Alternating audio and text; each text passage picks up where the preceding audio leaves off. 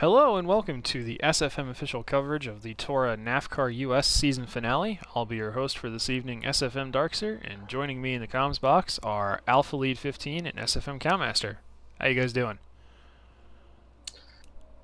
Good, and yourself? Doing all right. I'm getting ready to watch some of this crazy NAFFCAR action. Today we are going to be at the Lime Rock circuit. Lime Rock is known as the Bull Ring in Connecticut. So, I know you guys haven't done any of the casting yet for this series this season, but you're going to love this.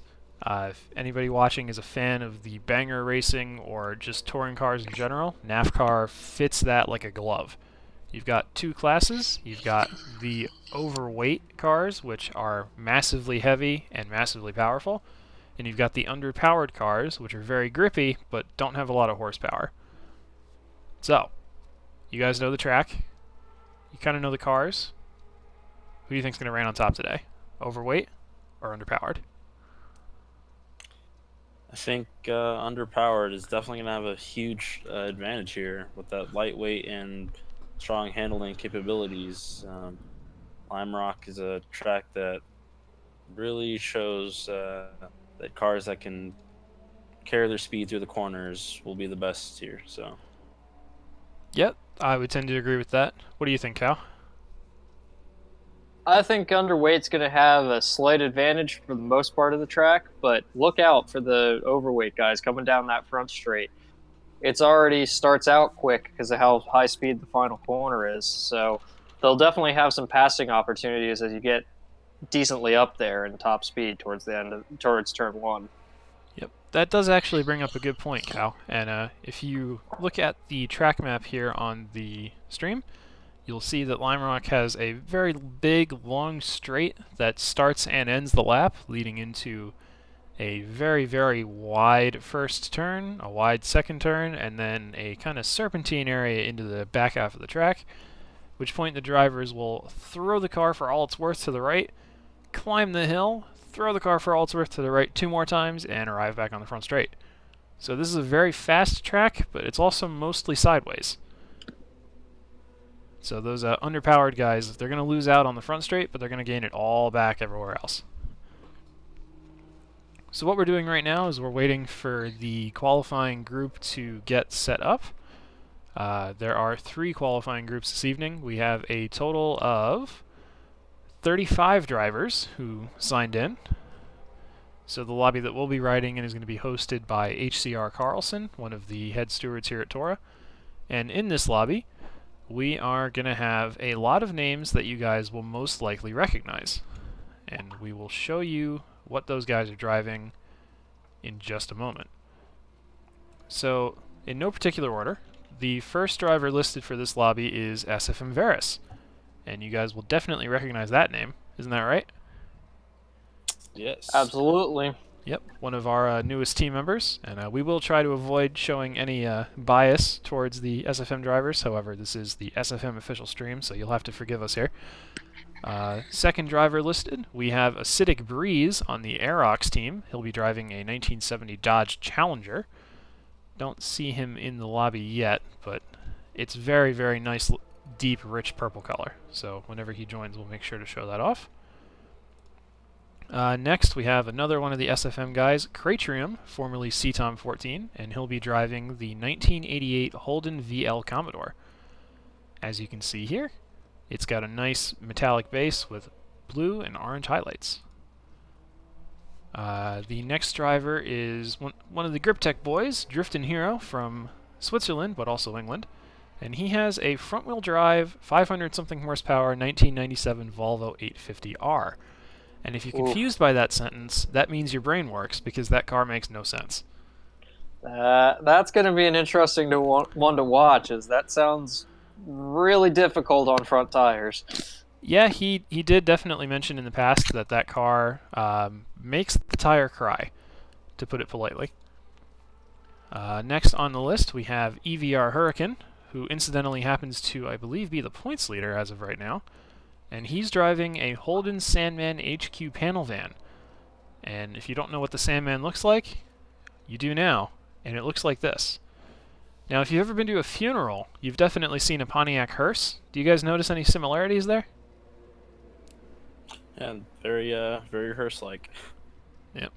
He's going to kill the competition. That was our painful. I try. Our next driver is Huracan's teammate, EVR Mead 212, in his 1992 Alfa Romeo Milano Quadrifoglio Verde. Say that 5 times fast, boys. Here's Don't Mead. even. Mead is currently second in the points, I believe, but we'll get back to that later. You can see he's going for the nice Alfa Romeo red and green type of livery. Next, we have F4H Diablo, the leader of the Fight for Her Motorsport team, and he's in the underpowered class, in this case a Honda CRX. That paint was actually done by Big Ben, the TORA VP, and you'll see the nice intent mask on there. Still not quite sure what that means, but if you guys happen to know, please let me know. It's been a mystery for a while now. Well, I don't know what that means, but I do know that the livery is based on a Honda Civic that ran in Macau in the 90s. Pretty cool livery. Okay. There you go. Maybe it's a 90s thing, Yeah, it must be. i.e. undecipherable. Next up, we have HCR Carlson, as previously mentioned, one of the head stewards here at TORA. And Carlson's driving an XJS Jaguar. It's a little bit different than a CRX. And he is going to be in the overweight class. Next we come Just say good luck getting a Jaguar under 2,700 pounds. Yeah. Next we come to Hunty 1981, driving the 1985 Mazda RX-7 GSL SE. Lots of letters in these cars. And this is the Benedict livery. That's Hunty's standard operating procedure there, Benedict colors. After Hunty, we're going to have Mr. Drive. It looks like we're loading in now. So you'll get to see this car close up in just a second. And then the final driver in this session is Snouthleyophagus, the final Swordfish driver partaking in today's events, driving the Porsche 9146. Alright guys, it's time for qualifying. You guys ready for this? Ready. We'll see. Alrighty, so here we go. They've got 6 laps at Lime Rock to get a good lap. Dirty claps will fall under clean even if they are faster. And it's pretty easy to dirty here. Why don't you guys take us through the track on this opening lap? Yeah, but going on to the first few corners here, very tight. Really have to focus on nailing these corners. They're one of those flowing corners where if you mess up one of them, you messed up the entire section. You got to get the power down going up the hill now into the very fast right-hander, but you can't go too fast or you'll eat the tire walls on the left and it'll spit you back out on track and kill the entire field that's behind you. Yep, and Cal, you have some experience with that tire wall, don't you? Way too much. Way too much experience with that tire wall. Yep. So now we're coming into the downhill section of the track, into the almost flat-out right-hander for the last corner, and back onto the front straight. Now, we said that was going to be a track walkthrough. That didn't take that long. This is a very short track. And we're going to see some lap times coming through any second now. Just give a moment for the data to update there.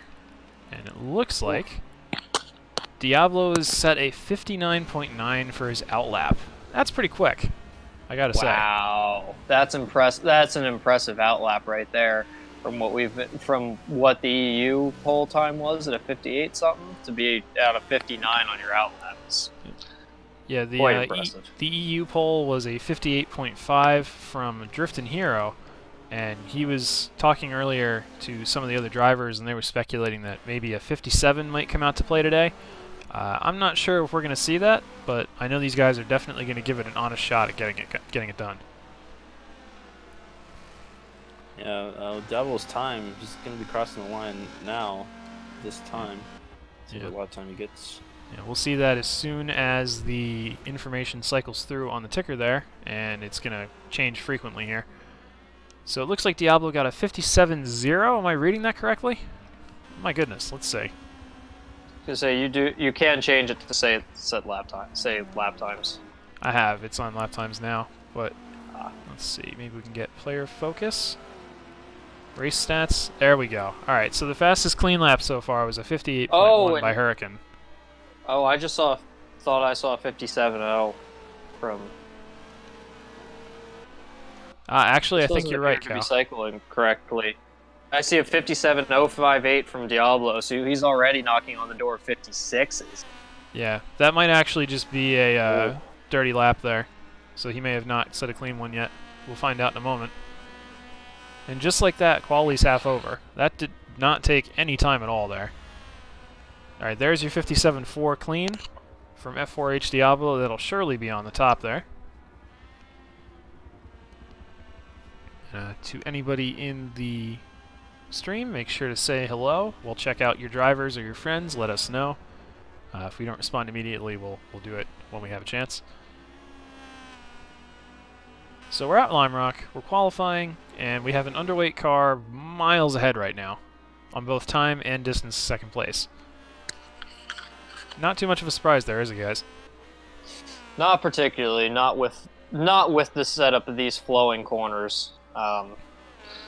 They really do benefit the car that can carry a lot of speed as opposed to putting the power down between the corners.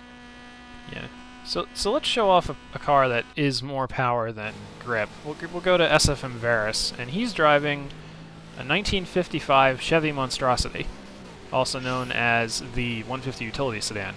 Just watch the difference between the way that Diablo's car and Varus' car take these corners. Now, we rode on board with Diablo for a few laps there, so you just remember how he drove. And look at how much more braking needs to happen for the overweight cars.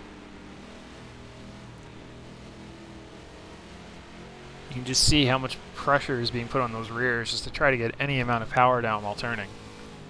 As we see Mr. Drive struggle there, and Varus also not having the easiest of times getting it turned. You also have to put in perspective that with under 200 horsepower, you're not going to be lighting the tires up all that much, but with the power that some of these other guys are running in the overweight class, they're not having the easiest time getting it to put down power in a straight line, much less while turning. Yep, and it looks like qualifying is about to conclude here. We're on lap 6 of 6, so as soon as these last few guys get across, we're going to get booted back to the main screen, and then we'll have lap times for you. So, one more car and cross the line, unless I can't count. Nope, we actually have one more lap to go, so my mistake there. So we'll jump back up to the car near the front, another underweight. Let's take a look at Snuffleuophagus. Totally different kind of car here. The 914 underweight. You can see how much the car wants to just turn to the left there coming up the hill, and these guys don't want to have that happen to them. Guys, I've just noticed something. See that lap time from Diablo? When it comes around again, yeah. It appears to be a 56.9. Yeah, I saw that. That's fast. Okay. Quite.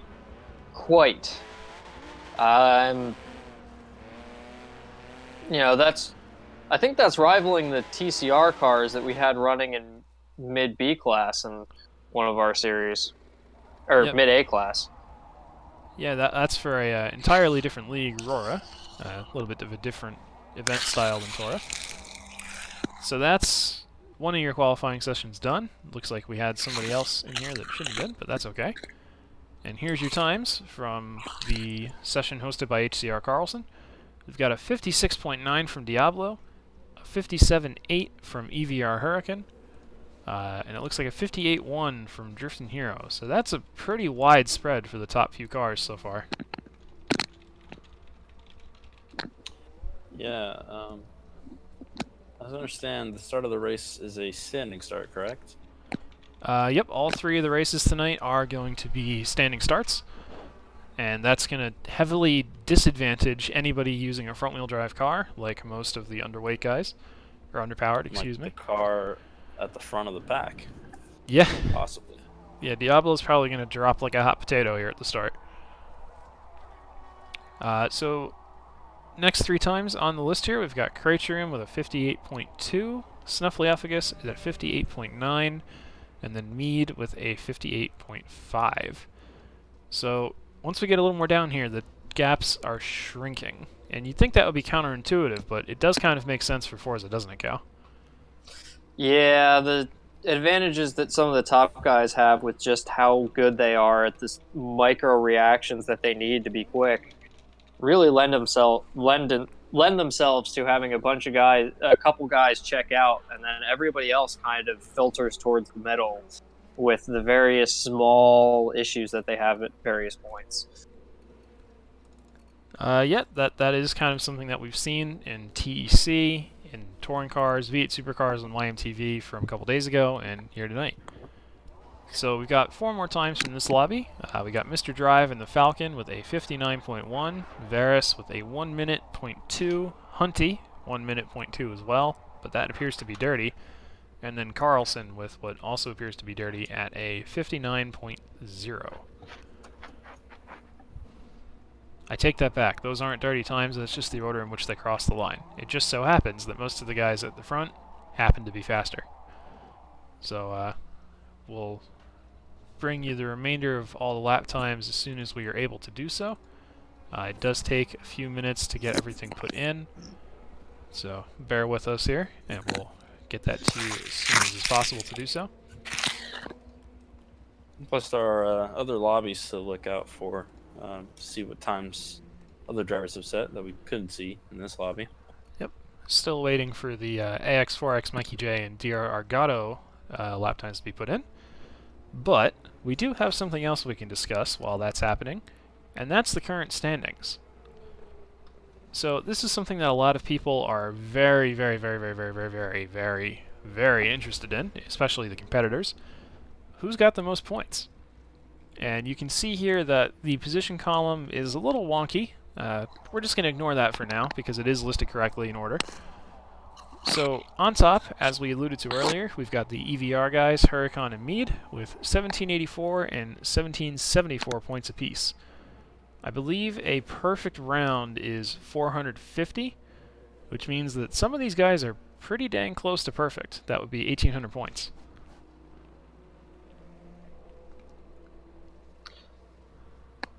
So we have Huracan in chat saying, calculated it as I'm top with Mito 7 points behind with drop rounds taken off at the moment. What he's alluding to is that your worst round score out of the 5 rounds is removed at the end. So he's thinking that after the drop, just from the first 4 rounds, he will be 7 ahead of Mead instead of 10. That's pretty close. What do you guys think? Yeah, that's certainly going to make an interesting final few races here. But I'm more looking at F4H Diablo in 3rd place in his Honda CRX. He's 3rd place in the points, but he's going to be starting at the front at the first race here, and that little CRX is pretty quick. Yeah, he's going to have a big advantage once they get rolling, but he is going to lose out initially with that bog. And if you take a look at the points, Diablo's lowest score is lower than Mead and Huracan's lowest score, which means that he's more likely to improve his total this round than the other 2 drivers. So Diablo is both racing for the wins and maybe racing for a championship here. It's so very possible. We'll definitely keep our eyes on that as soon as the results are put in. All right. And then you also have to put into perspective, in a round like this, you've actually got 3 races in it, so that's 3 different scoring opportunities. Yep, each race is worth the same amount. 150 for a win, and then 1 less per position after that. So there's lots of chances to win big, but also lots of chances to lose big here.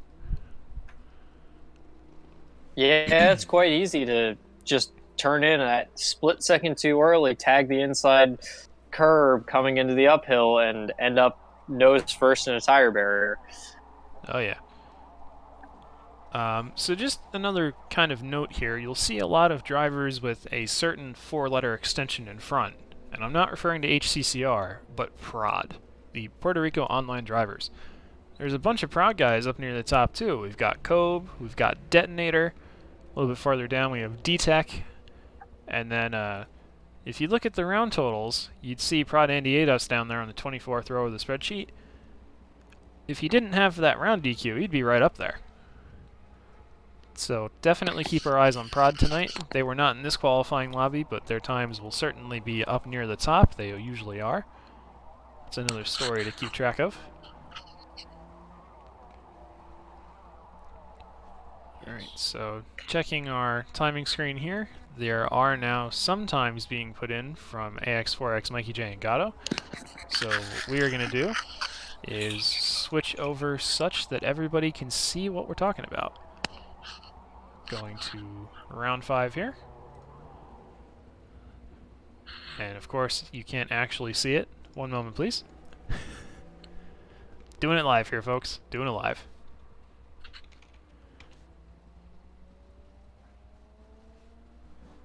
Okay, so while that's getting worked on, there it goes. So now it looks like Diablo's on top, followed by DJ Professor. You guys should know that name. We race with him a lot. Yes, we have. Yep, DJ's a very rapid driver for the Allied Forces team. Looking like he'll have his first front row appearance of the series. But he's still 0.8 slower than the pole sitter. That's a huge gap. You know, certainly is curious to see how in the race they will stack up against each other. Sometimes race pace can be a little different in quali. Yeah, it's typically a little bit slower at the front, a little bit faster at the rear, just because you have that carrot on a stick to chase. We're getting some quick math here from EVR Hurricane in chat. He's saying that with the drop rounds, he will have 1,340 points. Mead will have 1333, and Diablo 1323. That's from the first 4, so what he's doing is he's taking the best 3 rounds. That kind of makes sense. That's a pretty close fight still. So realistically, there's only 17 points between first and third out of a possible 450 this evening. This is anyone's game. Pretty much, yeah. And we do apologize for the wait here, but that is completely out of our control. There are times being put in from the other 2 hosts, just a little bit slowly, so we'll bring you those numbers as soon as they are available to us. Alrighty. So just continuing to look at this live timing here. We've got underpowereds on top, we've got an overweight, an underpowered, and then a whole slew of overweight cars so far. You guys thinking that there's going to be more over or under in the top split tonight? I don't know. It could be anyone's game, but looking at the times that have been put up so far, I'm surprised that overweight seems to be doing pretty well compared to the underpowered cars. Underpowered cars, like we said, definitely has an advantage, but overweight could still get one over if they have a good start and pass a lot of these front-wheel drive underpowered cars. Yeah, that start really is going to be critical, as Alpha has alluded to. In previous rounds, we've seen that people in underweight or underpowered cars will start wherever they are and be last before the first corner. I experienced this myself when I did a test session in the EU series last week at Sebring. Qualified in the middle of the pack, and I was dead last immediately. So, and that's not necessarily a reflection on the driver skill, it's just how the cars work off the start. You're just going to have a hard time in a underpowered car. Especially if it's an underpowered front-wheel drive car. Oh, yes.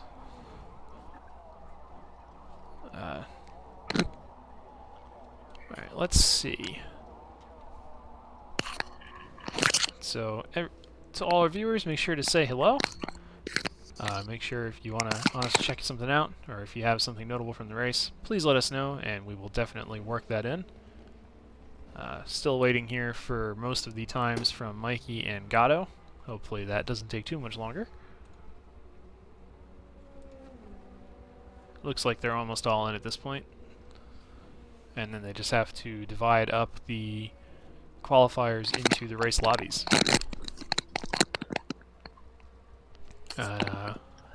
Cal, it sounds like you have a lovely snack there. What do you got tonight? Oreos? No, sorry, that was No? me. I've been on earbuds since I forgot my headset at home over Thanksgiving break, Oh and that no. was me just putting the earbuds back in because my fridge was making a weird noise. Alright, so Cal is currently eating his earbuds. It's probably not recommended, but hey, you know, we don't judge here. I wish I had food. Yeah. My snack right now is I've got some Cheez-Its. They're pretty average, you know. Nice, crunchy snack. What do you got a snack, Alpha? I got a nice bowl of popcorn waiting for this race to get started. There you go. That's a good snack. Oh, hey, I found cookies. Alright. Always got to have your snacks ready for NAFFCAR. I expect this to be pretty intense racing between these very lightweight handling cars and the really big Sandman HQ panel van. Gotta watch out for that. Yeah, a lot of big cars in the field that could easily just smack off little CRXs. Yeah. So we'll just show you some of the cars again. Here's the CRX for Diablo, her kind of drifting here we're tuning. Here's the massive Commodore from Criterium. This thing is just comically huge compared to the CRX. CRX. Holden. Here's the Alfa Milano. It's a bit higher up in the rear, so it can be definitely run over inadvertently. That's not something we want to see, but it's probably going to happen. We've got Snauff's little Porsche. Carlson's giant Jaguar. Let's see. And then we have the absolute monstrosity that is the Chevy 150 from Veris. There's a lot of variety here.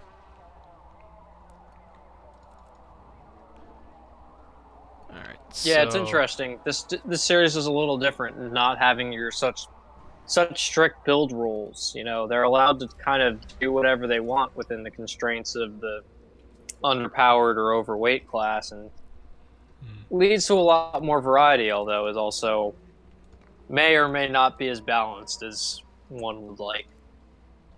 Yeah, that is actually a good point. The BOP really is more up to the individual drivers just to get their car the best they can within the rules. Sometimes you get it right, sometimes you don't. Speaking from experience, I drove a 1986 Honda Civic and it was god-awful. And then somebody else drove it, I believe it was Kobe, or one of the proud guys, and they went 2 seconds a lap faster than I did. So it's a lot of luck, a lot of skill. You got to try to find the balance there. And the thing with that is... Go ahead, Cal. I was just going to say, and the thing with that is you very well could be just as good as the other guy, but if you got the build wrong, that's it. You know, you can't do anything about it at that point. You just kind of have to hold on and do the best you can. Yeah, and you are allowed to change your build between races, however you still have to adhere to the rules. That is something that is kind of hard capped in there. With the lobby settings, you actually can't select an illegal car. That's one of the most wise things about the way the settings are done here. And while we're waiting, let's take a look at a more in-depth track map from racingcircuits.info. Great website. They've got a lot of information on there, including some trivia about the tracks, and they have really, really clean maps. So, let's see here. We've got the Sam Posey Straight. We've been talking about that all broadcast so far. And then we go into the Big Bend, so you got hard on the brakes, and then a triple apex right through the S's, and then you're running through Big Bend up to the uphill. As you can see, most of the corners at Lime Rock Park are right-handers. It's almost like a sort of reverse NASCAR track with just one left-hander really on the course. Yeah, it is a little bit unusual for an American-style track. Usually they are clockwise due to the prevalence of ovals in the development of racing, but Lime Rock is not clockwise. It's anti-clockwise. And the drivers are definitely going to be having their heads spin as they come up the uphill, down the back straight, and through the west end. Now, the west end is usually a downshift and then maximum steering angle to the right, hoping to whatever you pray to that you don't slide off to the left and eat the tires. And then it's into diving turn, because you're diving down about 2 stories there. Full on the gas, lots of wheel spin, right back onto the Sam Posey Straight. This is a very fast track, but it's a very fluid track, and that's probably going to be why the underpowered cars are going to be so strong here. Hearing from Hunty that he believes that the lobbies have been sorted, so we will check on that, and it looks like they have been sorted. So, let's see. We'll bring that up so everybody can see what we're talking about here. Okay, bringing up the dock again.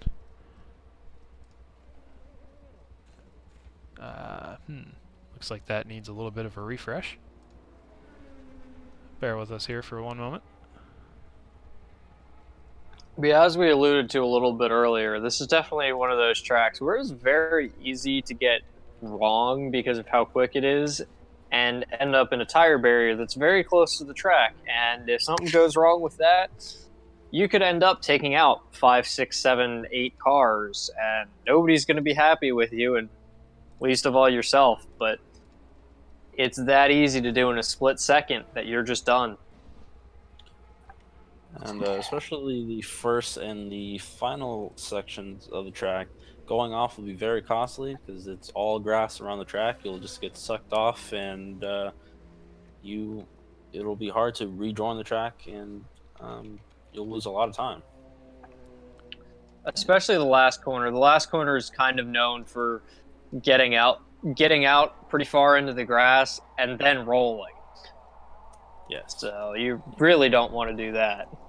Yep, and we do apologize for the shakiness of our mouse control there, but technical problems are fun, am I right? Yes. So let's take a look at our lobby split up here on the live timing. Looks like our pole sitter is actually not going to be Diablo, but it's going to be Prod Captain Slow. That's a little bit of a surprise, I would think. Yeah, this is quite impressive. Prod Captain Slow beating out FRH Diablo by just 0.2. Yeah, roughly. Captain Slow is a really fast driver, but you wouldn't technically think he'd be faster than Diablo, but here we are. He's quicker. So that's pretty cool. And quicker in a overweight car. Yeah, so props to Captain Slow getting that Falcon XR turned. So our grid is going to be Captain Slow, Diablo, Prod DTEC R, DJ Professor K72, EVR Hurricane, Prod Detonator, Prod Andy-ADOS, Drifting Hero, Prod Forza 4, Cratrium, Prod Excited, EVR Mead 212, GoSox 2000, HCCR Big Dog, I always say it that way, Acidic Breeze, and rounding it out, Snuffleupagus. So that's your A lobby for this evening. 16 cars in B lobby as well, beginning with Roscoe P. Cotrain, and some of the notable names down there. We've got Carlson, Mr. Drive, Mikey J, Gatto, Hunty, Varys from last week. You'll remember his battle with Hurricane, and Rabidus. So now we are just waiting for our invite there to bring you all this action. Shouldn't take too long here. Just got to figure out who the host is. If I had to guess, it's probably going to be Mead or Drifting Hero. So we will try to figure that out in a timely fashion. So you guys have heard the grid. You've seen one of the part of qualifying. Anyone we should be keeping our eyes peeled for doing anything very strong? Yeah, I don't know how who to really look for. Prod Captain Slow is a really big surprise for me. Passing or getting a better qualifying lap than the underpowered cars, which we would have thought that they would be at the front. So I'm curious to see how his start of the race will go, and how he can hold off those two very quick underpowered cars behind him. Well, I think that'll be that'll be a big advantage for him over Diablo. Will just be the start. You know, even if they can run pretty even for the rest of the race, he should get a solid start with it being a standing start.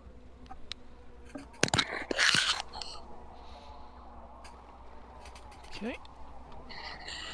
So the qualifying order may be decided, the splits may be decided, but the hosts are not. So that's just going to take a moment or two. Just trying to figure out who would be most suited due to international connections. It's always fun trying to balance everybody. Give it a moment here, and we should be ready to go.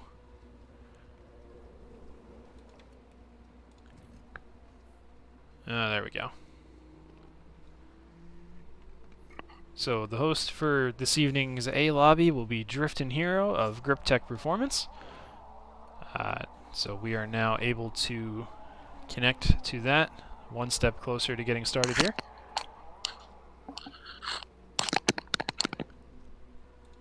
It's going to be a good race, guys. I'm pretty excited for this.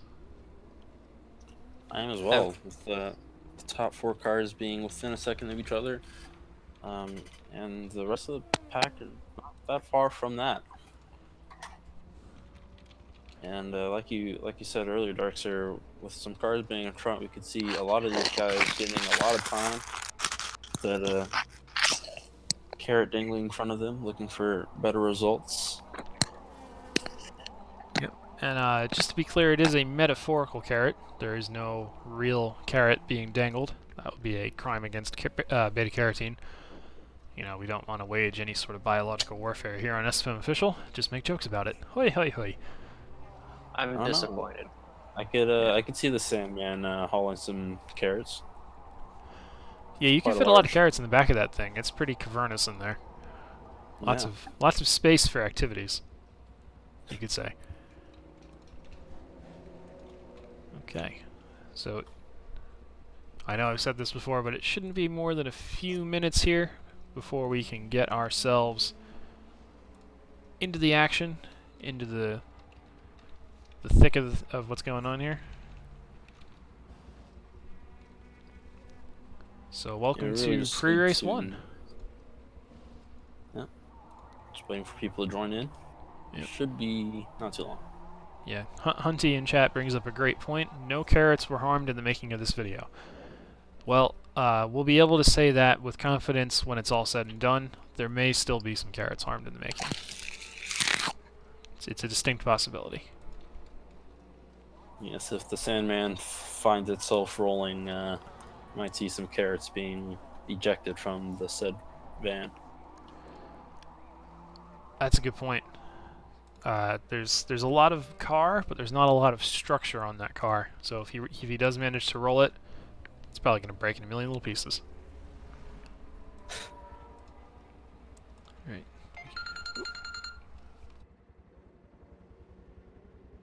Starting to get more people joining the lobby.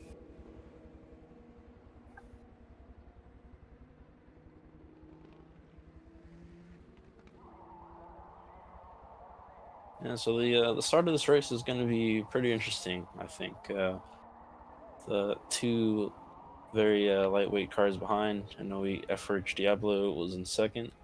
That's going to be not a strong car off the start, but it should be a strong car in battles and throughout the race. Prod Tech in his Volkswagen Golf Mark II, that will be a very strong car as well, but it is also front-wheel drive, so the start should not be very good. Yeah, that's something that we're going to keep touching on over and over here as we progress through the event, just how much of a disadvantage the front-wheel drive is. And it's not like it's a long race. These are only like 15-20 minute races each, so there's not a lot of time to make that ground up. Right, and if you have a bad start and get swallowed by the field, Limrock is not a very easy track to make a pass on, so you're going to get stuck behind some cars. Yeah, it's not the widest of tracks, and because it's so much momentum-based, there's no real opportunities to recover from a mistake.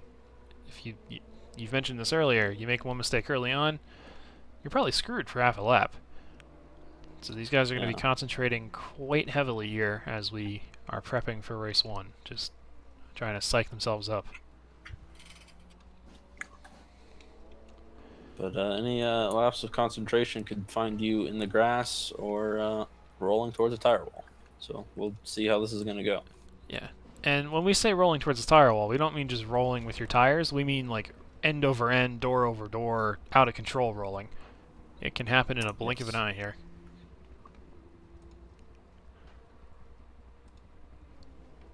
Cal, you've been awful silent as of late. What are you thinking as we approach the start of race 1 here? What's on your mind? I'm just looking forward to standing starts. I love standing starts as a form within motorsport. They're so much fun to watch. You know, there's just so much that can go on, and there's in many cases, especially in Forza, there's so much driver skill that goes into absolutely nailing it and just that right amount of tire spin leading to them gripping up and going. Makes it really intriguing. Now it makes it difficult as well when you on the drivers themselves, but you know that's part of the fun of watching, and hopefully they're all able to cope with it. But you never know. Yeah, you mentioned the driver skill to get a good launch. A lot of times you'll see drivers put too much throttle on and just do a burnout for too long, lose a ton of speed, heat the rears, and spin out in the first corner. Then you'll see guys not get enough power on and just bog and not move. So it's a pretty narrow band of how much throttle you can actually give it to get off the line here. Even more so at front-wheel drive. Because you want to have a little wheel spin, but you don't want to just keep lighting one tire up. One tire fire as it is. Sure. I doubt this would be any problems with anyone in this A lobby, but if someone were to run just manual and not manual with clutch, that's also another disadvantage for standing starts. Because the clutch will definitely help you get off the line and get through all the gears into before the braking zone of the turn 1. Yeah, it's also one more thing to go wrong, though, because if you miss the clutch, or if you let go of it too early, you're just going to not move. Yep, stall on track and get clobbered by the car behind you. Yeah, and we don't want to see that here. I mean, from an excitement point of view, sure, it would be interesting, but from a purity point of view, that would just not be what we want to see here. That's correct. Yeah. Rather see a close, clean race than a close, carnage-filled race. Looks like you never know what you're going to get with line mark. Yeah, looks like we're only missing 2 drivers here. Trying to get a hold of them. Alright, there's one, so we're only missing 1 more now. Trying to figure out who it is. I think it might be Snuffleupagus. And that's because it is Snuff.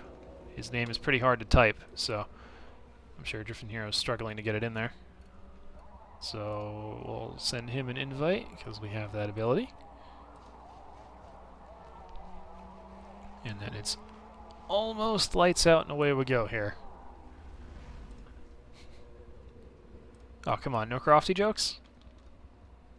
Sky Sports F1, anybody? Ah. I am disappointed. Alright, so there's... Looks like we are just missing Snalf at this point. I have to go remind him to take the invites. One of the advantages of being a TORA staff member and streamer and teammate to the guy missing is you have 3 different ways of contacting him. Super fun. We were talking about... And even more if you're creative. Yeah, that's true. So Snalf is on his way, having some issues with the California internet traffic. There he is. Lane merge completed successfully. He has made it. Cool. So now Drifting Heroes gotta load the track, and then we'll be 1 step closer. Go ahead, Alpha. We were talking about some of the liveries you mentioned at the start when we were looking at some of the cars.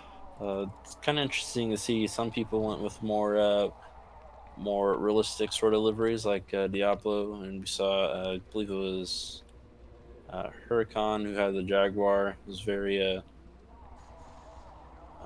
realistic like, but a lot of the other cars are kind of looking like they were pulled off the street or off of a junkyard with mixed matched colors and body paint. It's interesting to see the different paint mindsets.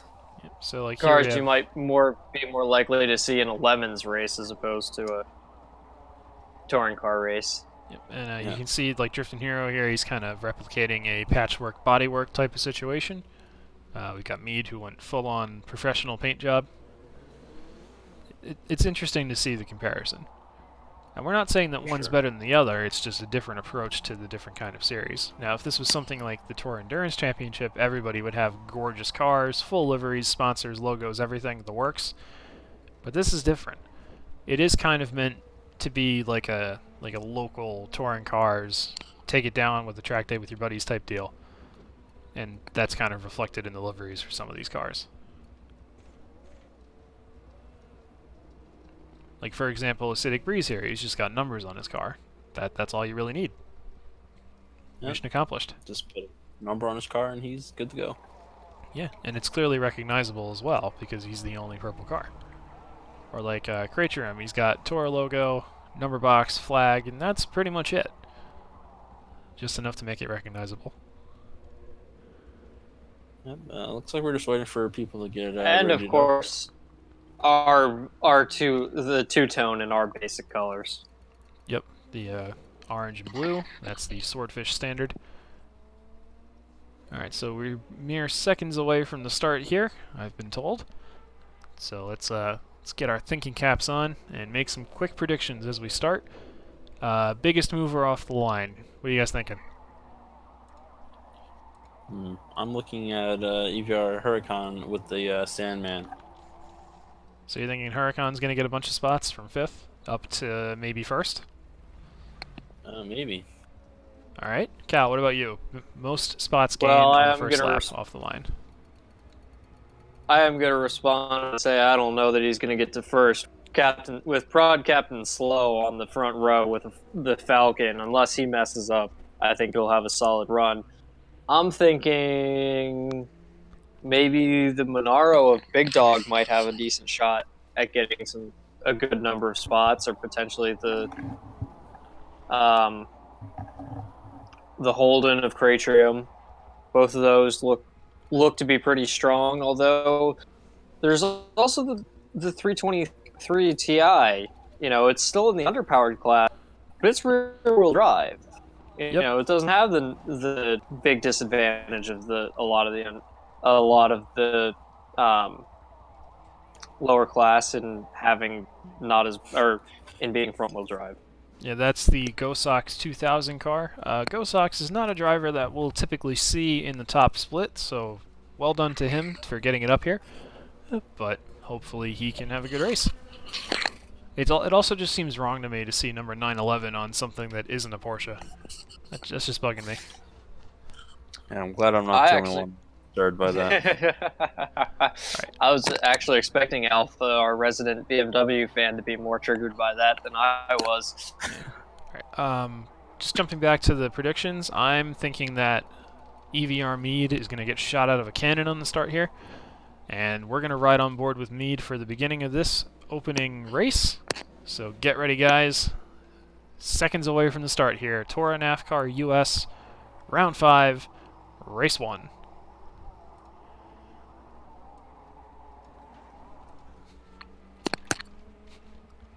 And there's no delay on the start here. We're just going to start as soon as they load in. So keep your eyes peeled. There's not going to be much warning here. Let's see if we can time this right. 3, 2, 1, and we're waiting. There it goes. Alright, so it looks like Captain Slow is stalled off the line. That's not good. He's going to be furious at that. Oh no, a disaster for the pole sitter as he finally gets away. And it looks like there's a lobby restart. So that was all for nothing, as we see a big pile driver into the wall there. See if we can get out of this. That all went a little crazy and was a little difficult to follow. I think I loaded in a little bit late. And, oof. Yeah, quite a lot going on there. There was that glitch where sometimes people have the black screen at the very start, and I think Prod had that problem. So he did get going. Yeah, Captain Slow probably just loading in late. That is a thing that has been known to happen with the standing starts. So we will reform the grid here and get rolling in a few seconds' time. This is something that TORA is prepared to deal with. So Captain Slow here, number 262, having some issues. We're going to ride on board with Meade again from the 12th position. Should be a good action-packed start to the race. Are you guys ready to do this again? Hopefully with a little less chaos, yes. Okay. So, any moment now we should be good to go. There is a certain amount of suspense from this waiting here. Here we go, and it looks like Captain Slow and D-Tech both having awful starts. Drifting Hero as well, and there's another restart. He's gonna get clipped. Yep. There's only allowed to be 3 of those per event, and they've already eaten up 2 of them, so these guys have got to be careful here as we move into the third attempt. Lots And of just showboating here in the happening. chat says black screen, so looks like our guess was right. I Hate to guess see one it. way to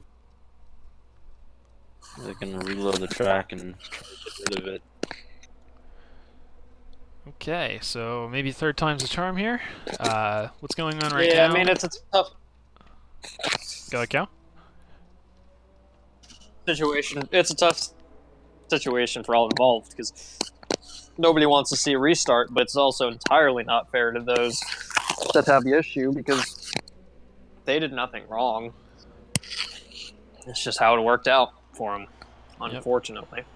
Yeah, so what's going on here is we're loading another track, theory being that it will reset whatever may be having the issues there.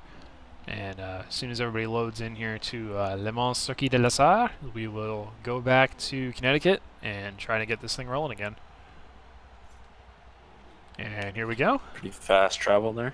Yeah, I love in these subterranean trains. They travel tremendous distances in only a few seconds.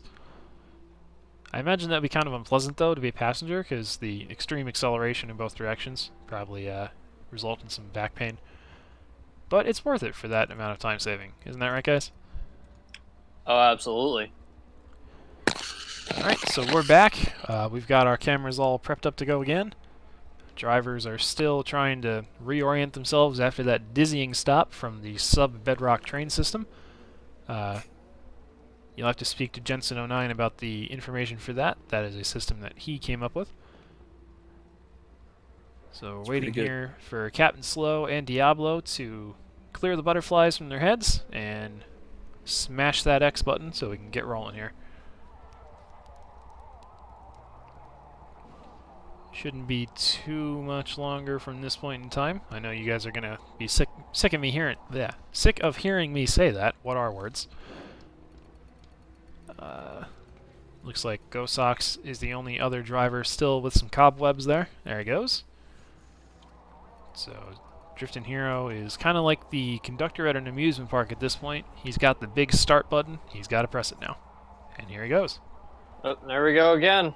So hopefully third time's a charm. Yep. And we're still going to try to ride on board with Meade. Hopefully everything works this time. 5 seconds to load in, and then it'll be just a few seconds while the hamsters furiously spin up the buffer wheels, and we'll be able to bring you some NAFFCAR Race 1 action.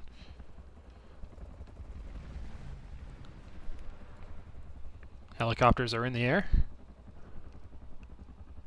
Yep, ready to capture the carnage, or maybe not carnage. Here we go, Captain Slow again, not moving. Are they going to do another restart? Detonator's slowed, and it looks like there is going to be another restart. Yep, Huracan's doing his best Daigo Saito impression there. Meade and Excited are carrying on for some reason. Not really supposed to do that, guys, when there's a restart. I want to do this in a timely fashion. So, definitely some issues here. There we go, now they realize. Not sure what's going on. Yeah. Yeah, so we'll go Took back. a bit of time that time. I'm not sure why. Maybe there was confusion over whether this was third restart or what they were doing. Don't know. Oh, it looks like people are actually still in there. So, there we go. So, I'd say I'd apologize for this, but we didn't do nothing wrong here. So, Yikes. Technical issues are never something that you want to see, but it is something that is possible when you're dealing with many people's internet connections, devices, computers, hamsters. Yeah, no, So the that's lobby is being reformed here, so we're going to have to hop on that train again to change locations. Trying again, not sure who the new host is going to be. Let's ask the chat. Who is the new host? some people get around this little bug by putting a 10-second or so timer after the start. I'm not sure if they could do that here. So our new host is going to be DJ Professor K72. He has done this a few times for TORA. So thanks again to DJ for stepping up, trying to help resolve the issues that we're experiencing tonight. So it's just going to take a few moments for everybody to make their way off of that high-speed subterranean train. You guys are getting some frequent flyer miles tonight. Yeah. Keeping Amtrak in business. Alright, looks like we're missing 6 people out of the 16 drivers plus the 3 of us. Wonderful people. So, bear with us here. You guys able to make it in alright? Alpha and Cow? I'm getting there. Okay. Yep, I'm here. Doing it live, folks. Doing it live. So what DJ's doing right now is he's making sure everybody's in here and in the correct groups before he loads the track. Generally a wise way of doing the lobby formation. Makes it a little bit faster. You only have to load the track once instead of twice.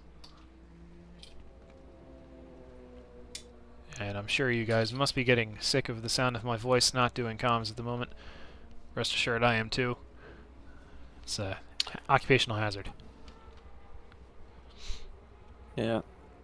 Fortunately, still a few kinks out there for Forza to fix, but this latest update, they fixed a good amount of it. So hopefully they are working on fixing the next batch of bugs. Yep. And we are missing only one driver at this point in time. See if we can figure out who that is, expedite the process. I don't have the faintest idea. It's D-Tech. There he is. Alright, so D-Tech is now here. And that means that DJ can now go about sorting the grid. And we can get rolling soon. It's like one of the top 10 lies told on streams. We can get rolling soon. What do you think lie number 9 would be, Cal? Top 10 lies told on stream. Ooh. Alright, so Cal's going to go with ooh for number 9. No, I'm just kidding. What do you think, Cal?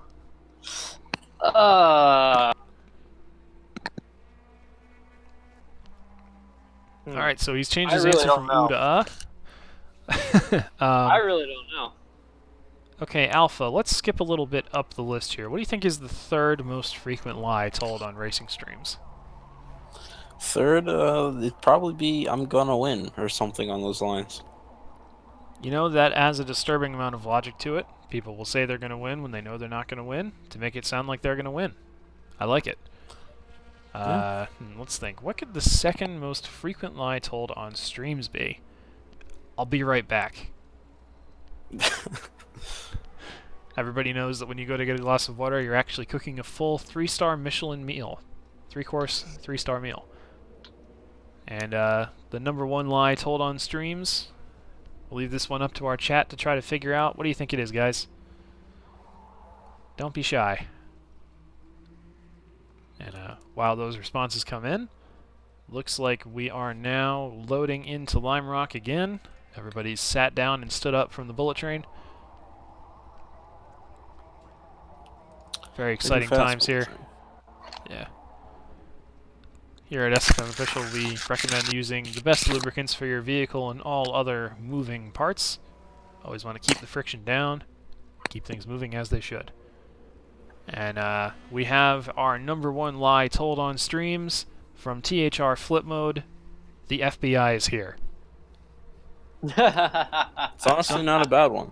Yeah, if you ever need an excuse to get out of Dodge quick, just blame it on the Federal Bureau of Investigation. It's not like they'll mind. Oh, wait. Maybe don't do Or that. Maybe it's not even a prank. You know, you never know. You could get swatted. All right, and we are loading in. So we're gonna try to ride with Mead again for the start, just because he's got a fast car and he's in the middle of the road. Apologies for the delay there. I did not see the message urging a spectate until the last second when I pressed the button, but we're ready to go now. Hearing from B Lobby that race 1 is already completed, and SFM Varus went from 13th to 6th. So well done to Mr. Very Brad. nice. And we're going to switch gears back to A Lobby race 1 here, as we load in for the 4th time. 4th time's the charm. Here's some engines revving. Here the helicopters Well, in it the air. has to be. They have to go on this one. Yeah, they don't really have much of a choice here. See if Captain Slow has an issue again. We'll know in a moment. And it looks like Captain Slow has an issue again. This is just terrible for Captain Slow. Are they going to leave him? All right, looks like he's gotten rolling, and it looks like we're going to keep moving. So Mead has moved from 12th up to 9th at the moment. Detonator's on his right, Cratrium's on his left. A bit of contact there between those drivers. Forza 4 on the right. See Drifting Hero up ahead gets a bit of a smack from Prod Kobe, and Mead gets spun by Acidic Breeze, but he saves it. Ooh. So that was eventful.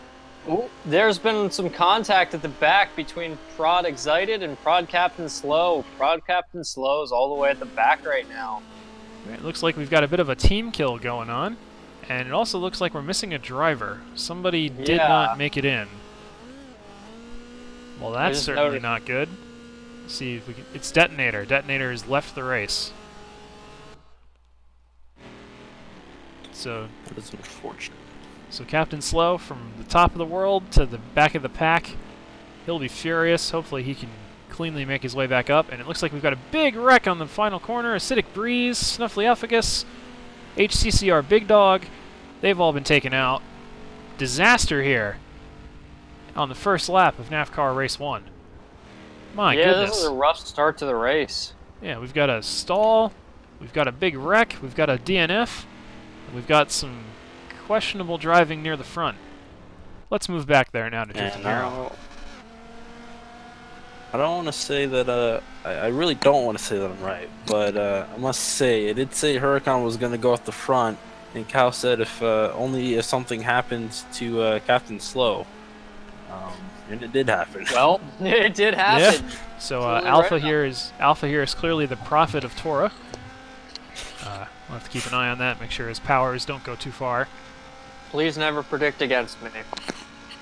So riding on board here with the lopsided license plate of Drifting Hero, #junkyard parts, I agree. Seeing D-Tech and Diablo getting mighty squirrely on the brakes there into the first corner, chasing down EVR Hurricane, who is in first place. Well done, Alpha. Looking back, we have Andy Ados in 5th, DJ Professor, the host, in 6th, and then in 7th is Cratrium, probably taking advantage of that big wreck from the first lap. Looks like there might have been a little bit of contact coming into the braking zone between the Sandman of Urcon and Diablo, and that's what caused the squirreliness. Yeah, that is indeed what happened. That's going to be kind of a pattern of behavior here. There's going to be a lot of rubbing, but hopefully not any wrecking. And I apologize, Alpha. I did not hear you. Please, Sparks fly again.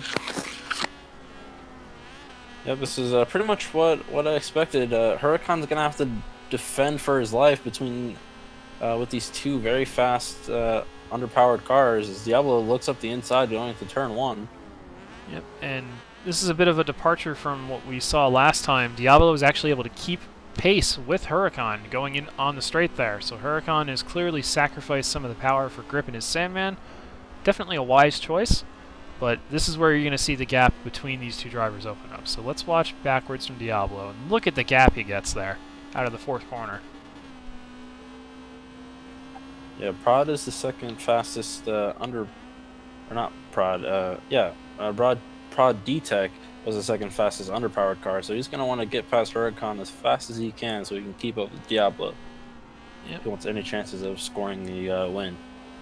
And remember, Diablo started second behind Captain Slow, but he was about a second faster than Huracan, and I think we're seeing that now. He's just checked out. So we'll say a preliminary congrats to Diablo on winning race 1, and we'll take a look at some of the battles further back in the field. So let's check out 7th position, DJ Professor K. Cal, you mentioned DJ earlier on here in the stream. How do you think he's going to fare against Mead here in this fight? We'll see. Trying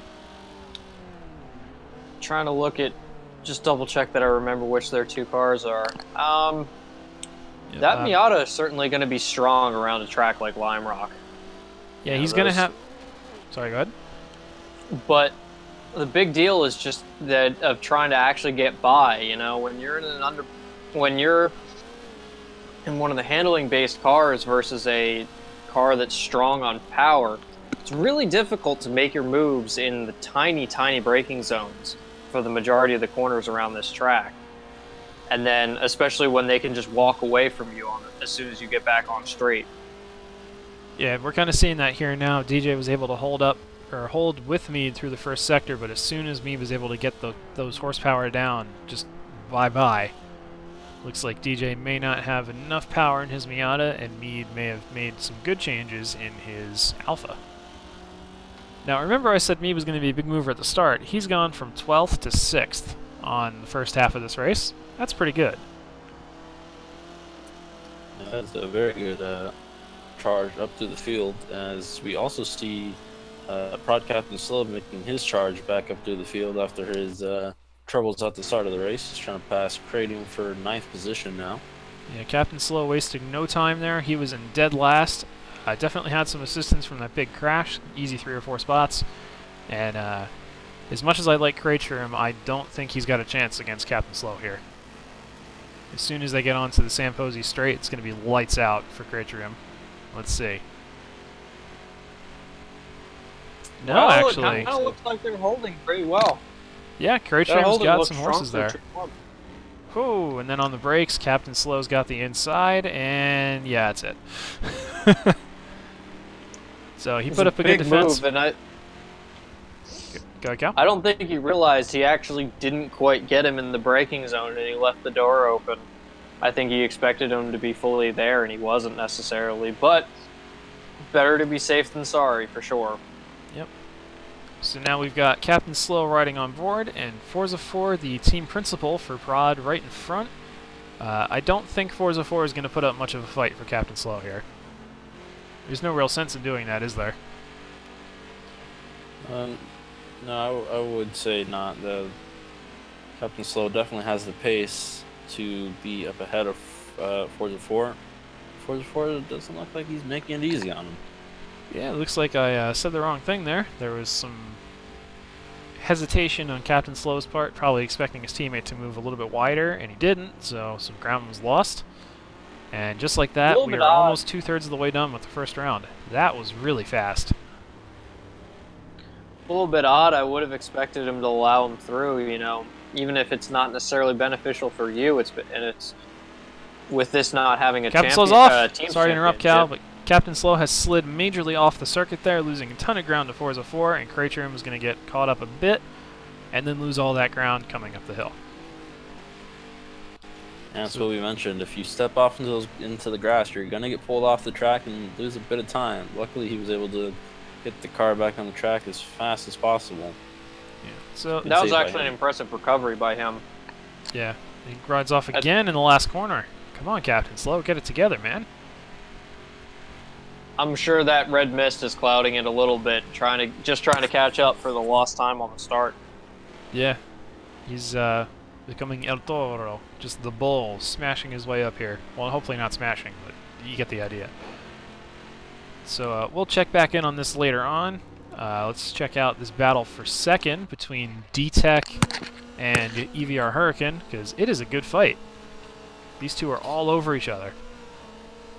Yep, Diablo has ran away with from this pack by quite a large Captain margin now. slows through. All right, so Captain Slow has gotten through on his teammate. Thank you, Cal. But this is the fight for the second and third spot on the podium. We've got Hurricane in the Sandman and D-Tech in the Golf. So watch on the brakes here. D-Tech's going to have a lot more mobility in this first sector, but Hurricane's got a bigger car. It's going to make it as wide as he can. You'll notice he's leaving just enough room to where D-Tech could stick his nose in, but not enough to where D-Tech could actually get the rear of the car alongside because of the way the car turns. Really smart driving from Huracan there. Yeah, D-Tech's going to need either a very good run out of the corner, especially out of the final corner, onto the front stretch to maybe have a look into turn 1 or going up the hill here. So you see, he had a look up in the inside, but he's not going to be able to get it done. A little bit of rubbing there between D-Tech and Huracan. Nothing the stewards would care about, but they got to be careful because it's really easy to spin the guy in front with these newer collision physics. 2 laps to go. D-Tech's going to be running out of time here to make. Yeah, looking at it now, I really think D-Tech's going to need a sizable mistake from. He's going to need a sizable mistake from Huracan if he plans to actually get through. Just looking to see if there's anybody else close together here. Really, the only battle on track is this one, and then 5th and 4th between Drifting Hero and Andy Ados. So we'll check that out briefly here, just for a change of pace. Andy Ados is driving that really tiny little black and green honeycomb paint. It's pretty neat looking. And Drifting Hero has the patchwork Volvo. So looks like we spoke too soon there. Drifting Hero is nowhere near close to Andy Ados. So I'm thinking for the last lap, let's go back to that fight for the podium. D-Tech and Hurricane. D-Tech fell back a little bit going to the second to last corner. Not get the corner hooked up as well as he wanted to, and Huracan has a little bit of a lead going into turn 1 now, into the final lap. Huracan's just going to be able to lean that Sandman just a little more than he was before. Probably take some of the pressure off of himself. He'll be feeling pretty good right now.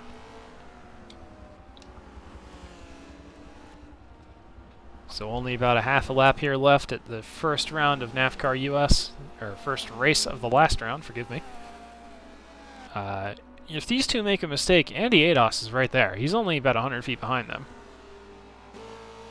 Yeah, and looks like D-Tech's going to have a little bit of a run here on Huracan. Yep. This is really D-Tech's last chance. If he doesn't... Oh. Yep. Huracan got very sideways there. If D-Tech maybe backed off a little bit and got a better run through that corner, he could have got alongside. Well, he gave it a good go, but ultimately he just didn't have the speed. It's going to be Diablo from Hurricane from D-Tech, and then the rest of the field will file in very shortly after that. Let's see here. It looks like we're going to have... what even are words? The finishing order for you. D-Tech, Andy Ados, Captain Slow in 5th, Drifting Hero. Wait, Captain Slow in 5th? That can't be right. That is, looks like it. That's probably a timing glitch, but we'll definitely make sure to come back to that. We'll have the final results momentarily here. There we go. Looking at where he's sitting on the road with the drivatars, that looks correct. All right, and the race results. Yeah, Captain Slow is in 5th. Actually, I think I know what may have happened there. If he had the black screen to start the race, his clock would have been offset. So he may actually be farther down than that. So that's something the hosts are going to have to think about. Yeah, when I switched back to him, EVR Mead was in front of him. So EVR Mead is in 7th now. So I believe he should have been in 8th, which makes more sense.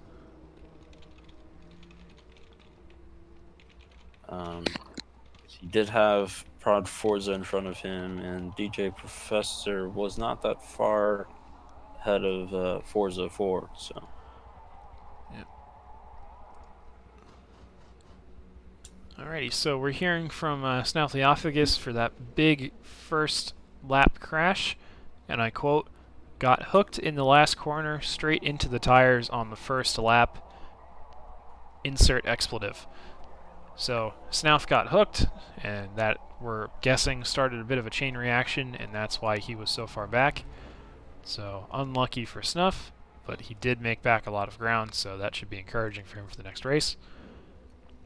So what's happening right now, guys, is the results are going to be entered into the dock, and then we are going to set the grid for race 2. Pretty exciting stuff.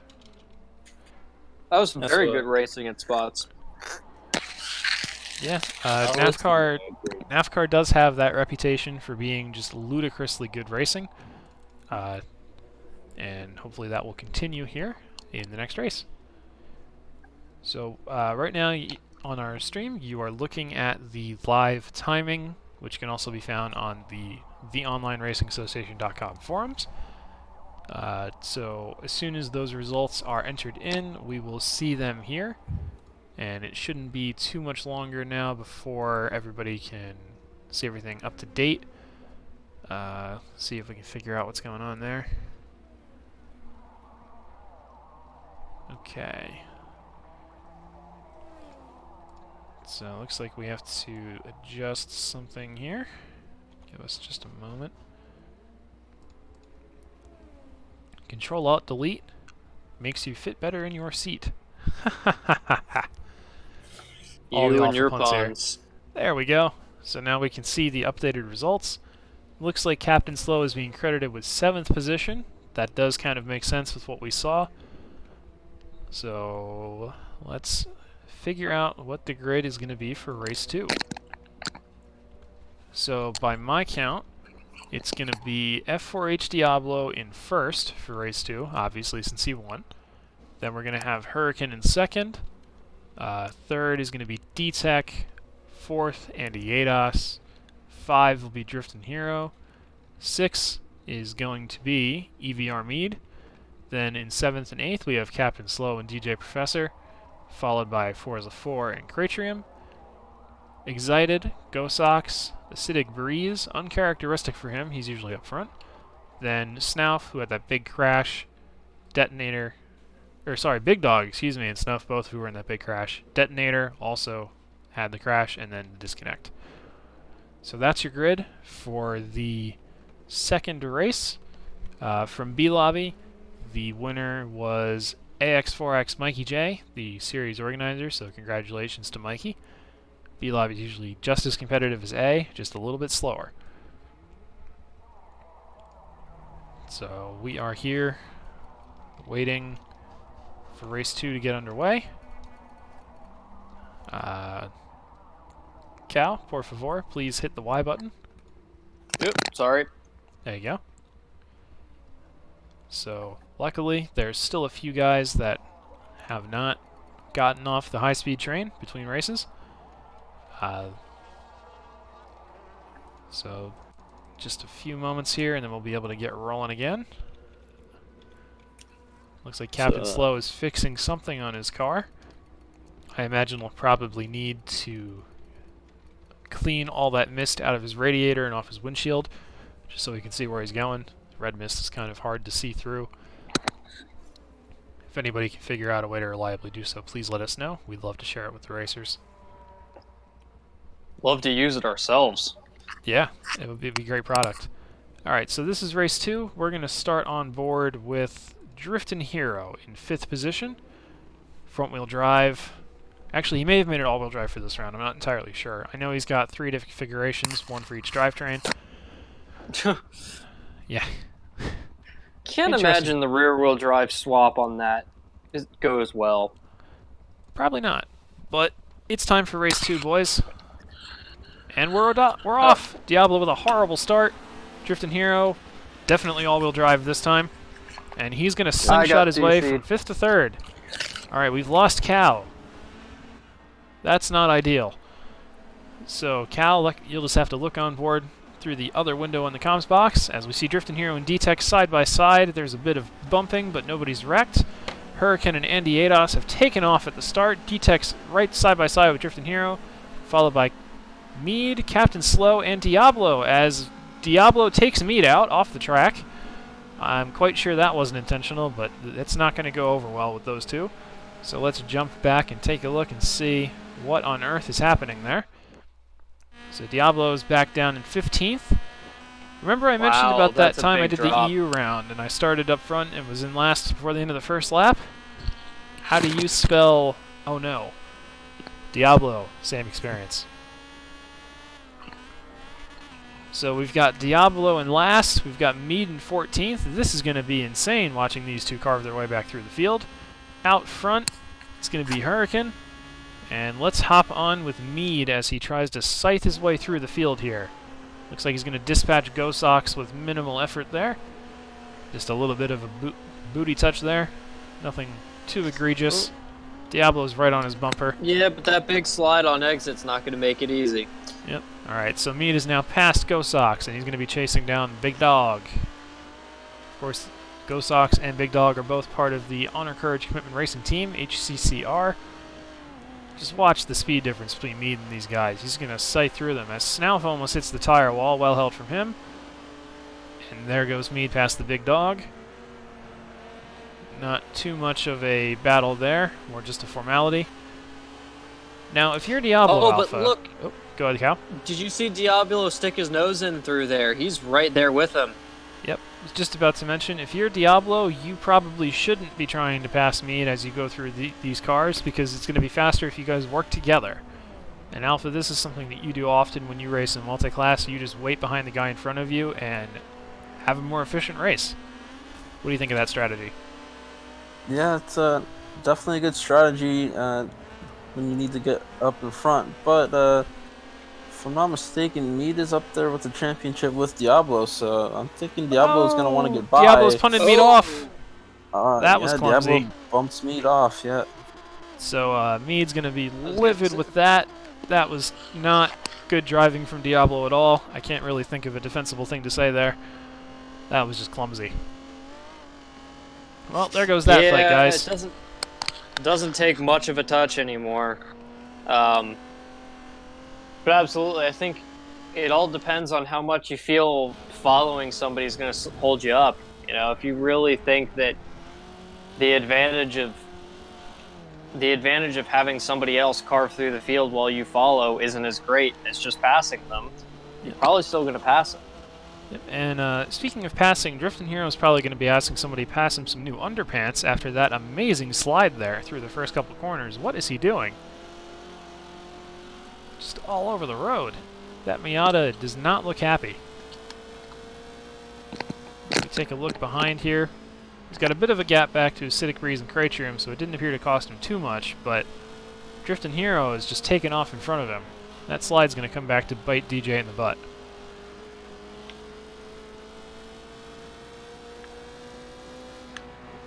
Alright, so absolutely is, especially a track as short as Lime Rock. It's very easy to very quickly give away lots of time with one little slide.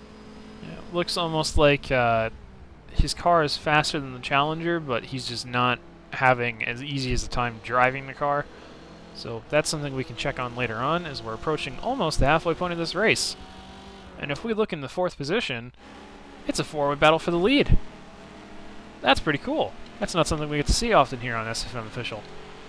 So we got Captain Slow chasing down D-Tech, who in turn is chasing down Andy Yados, who is behind Huracan. So Huracan's got 3 angry prods behind him. Now Alpha, you've been in Huracan's position before, having 3 teammates behind you. What do you do in this situation? Alright, we'll come back to Alpha in a moment. So Cal, you've been in this position before, 3 teammates behind you. What do you do in this situation? It depends on who it is. You know, if it's one of those, if it's one of my teammates that I know has a shot at the lead, I'm absolutely going to let them through. You know, I'm not going to try and block them or try and race them too hard if I really think that they've got an advantage. But if I think that I'm not that much slower, or I maybe even have a chance, I'm not letting them through. I'm going to race them like I'd race anybody else. So it all depends on the situation as far as I'm concerned. And speaking of situations, Huracan's not going to be pleased with this one because he just lost the lead, and our camera is currently having a seizure. We will... There it goes. Okay. Forgive my poor choice of words, but it made sense at the time. So as I was saying, Huracan has lost the lead to Andy Ados, and then our camera command had some issues there with his thumbs or something. So new leaders Andy Ados, followed by Huracan. Very closely behind him is D-Tech and Captain Slow. So Sorry about that. I had a drop in voice connection. Back here in the battle, as I joined back in, I saw Drifting Hero and Professor making contact and losing a lot of ground to these top 4. No love lost between those two guys. They're both very nice, but they're also very ruthless. And with them battling and messing themselves up a little bit, F4H Diablo is now right on their tail. Alright, so Diablo has recovered from 15th all the way up to 7th, and he's just going to fly by DJ there. Two of the underpowered cars, just totally different in how they make their time. Diablo's in that CRX. It's a great car. DJ's in that Miata. Not as great of a car in this particular moment. So now we've got Diablo and Drifting Hero bumper to bumper. Got the Civic and the crazy Volvo.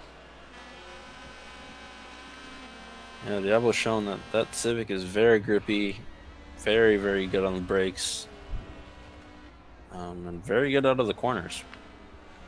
So it looks like he's going to try to set up Drifting Hero here going into the 3rd and 4th corners. So Just going to take a look up the inside and maybe try to force him wide, and that's what he's done. So now Diablo's on the preferred line for the next corner. So what you've basically said, Alpha, is it's good ever. Pretty much. Also a little sad news, that camera glitch was brought by Detonator's connection detonating, and Diablo has completed the pass on Drifting Hero. So for the 2nd race in a row, we've lost Detonator. Sorry to hear that.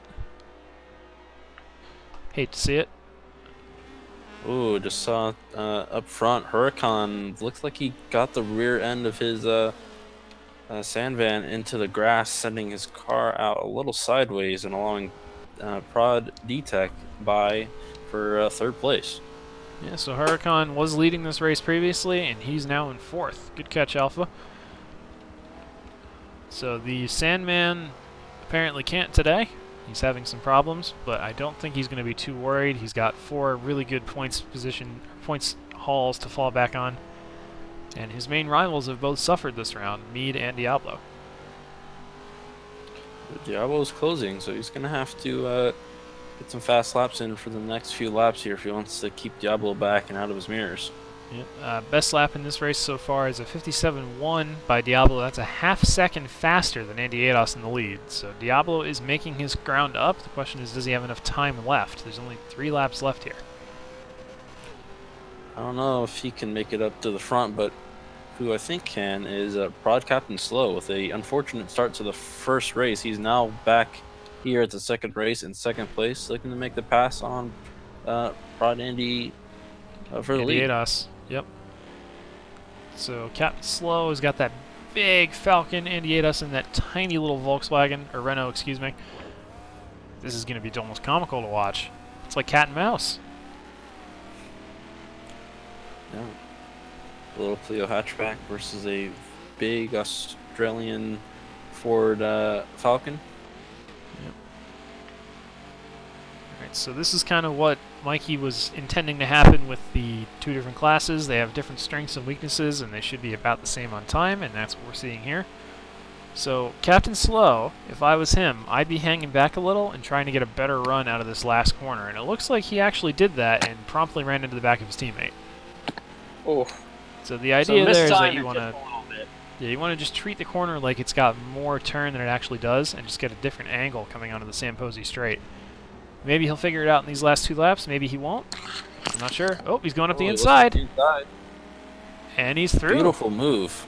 Wow. That was a textbook pass from Captain Slow on Andy Ados. Great move. That's what you want to do there. So a change of position. That was a great pass, and now we have F4H Diablo now in 4th place. He gets past Huracan in the sand van. Yeah. So Diablo has made it through. You are correct. And is he going to have enough time to chase down the 3rd place driver? I think we should find out, because this might be very entertaining in a few seconds. I don't think so. It's the final. We're approaching the final lap now, and I don't think D-Tech and Andy Adas is slow enough to have Diablo just fly up on them. We'll see. Yeah, we'll bring up the lap times here just for a little bit more of an inference. Last time out, Diablo was almost a second faster than D-Tech, and that's about as big as the gap is, so it's going to be close, but you're probably right. He's probably going to come up a little short.